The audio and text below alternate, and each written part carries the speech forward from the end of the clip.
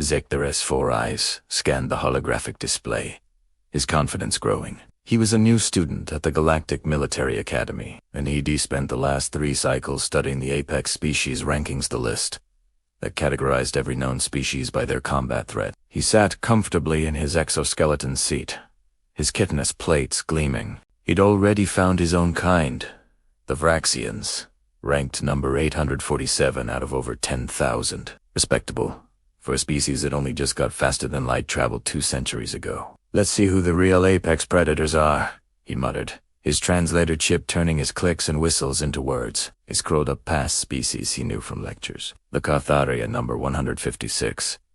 Tactical geniuses. The Drenthok at number 89. Legends of physical strength. The Saurian Collective at number 34. Veterans of 1,000 wars. Then, he reached the top 10. Zector leaned in, his antennae quivering. #10. The Korvax cybernetic warriors, with a shared consciousness. Number Y.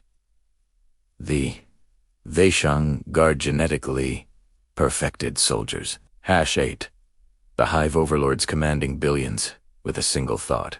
Each entry was terrifying, detailing combat capabilities, psychological profiles, and threat assessments. He scrolled past number 7, the planet-stripping krill swarm, and number 6, the Void Walkers, who existed partly in subspace. His confidence began to fade. These weren't just dangerous species. They were nightmares. #5. The Archons. Ancient energy beings. #4. The Titan clan, each one capable of destroying starships with their bare hands. #3. The Nurax Collective. Telepathic world dominate. Zector's breath quickened. Number 2 had to be the most terrifying species in the galaxy. Number A. The Zakit perfect predators, who hunted other intelligent life for sport. So dangerous the Galactic Council had quarantined their entire star system. He hesitated, his claw hovering over the display. What could possibly rank above the Zakit? He scrolled to the very top. Number 1. Humans. Classification. Apex death. Threat level. Extreme, do not engage without fleet support. Zector blinked all 4 of his eyes. Humans. The newcomers. From South Ray, the ones who'd only joined the Galactic Council 15 years ago. He'd seen pictures of them. Soft-skinned, bipedal. No natural armor or weapons. They looked like prey. Confused, he opened the full profile. It was massive, over 10,000 pages. Far longer than any other species entry. He started to read. Evolutionary origin. Earth Class 12. Death World Extreme. Zector's eyes widened. Class 12. His homeworld was a Class 3.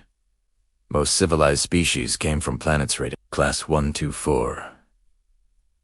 A Class 12 world was so hostile that just surviving required constant, brutal adaptation. He scrolled down. Physical capabilities. Exceptional endurance.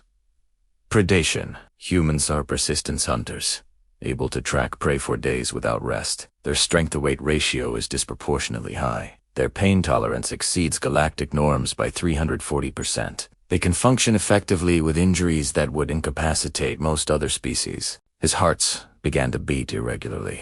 Psychological profile. Extreme caution advised. Humans show a documented pattern of refusing to surrender. Regardless of the odds, the concept of a last stand is culturally celebrated. Individual humans will sacrifice themselves just to ensure enemy casualties. The species exhibits pack-bonding behavior that extends to other species, and even inanimate objects. Combat analysis. Humans are the only known species to have weaponized nuclear fission, chemical warfare, and biological warfare. Asterisk. Before Asterisk achieving they were the first to turn their own planet's resources into weapons of planetary destruction. Zector's claws trembled. Historical note. Upon first contact, human military vessels were considered primitive. Then came the first engagement. A single human destroyer, the Indomitable, faced a Krill raiding party of 15 ships. The Krill expected an easy victory. The human ship sustained 87% hull damage, life support failure, and lost its main weapons.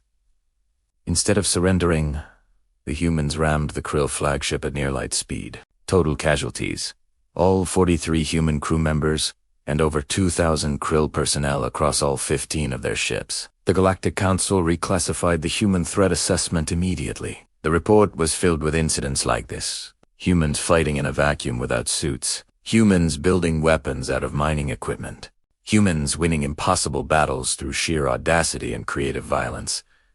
The conclusion was chilling. Humans are persistence, predators from a death world that killed 99.9% of all species that ever lived there. Their capacity for violence is matched only by their capacity for loyalty. The recommendation: diplomatic engagement is preferred. If combat is unavoidable, commit overwhelming force immediately. Do not give them time to adapt. Never assume a human vessel is disabled until it is confirmed destroyed. And never, under any circumstances, threaten someone a human considers part of their pack. Zekter leaned back, his exoskeleton subtly feeling flimsy. He looked around the study hall at the other students, many of whom would laugh at the thought of fearing soft-skinned humans. Then he saw them, 3 humans, studying quietly in a corner. They looked so ordinary. One was even smiling at her datapad. But Zekter saw them differently now. Not as prey, not as primitives.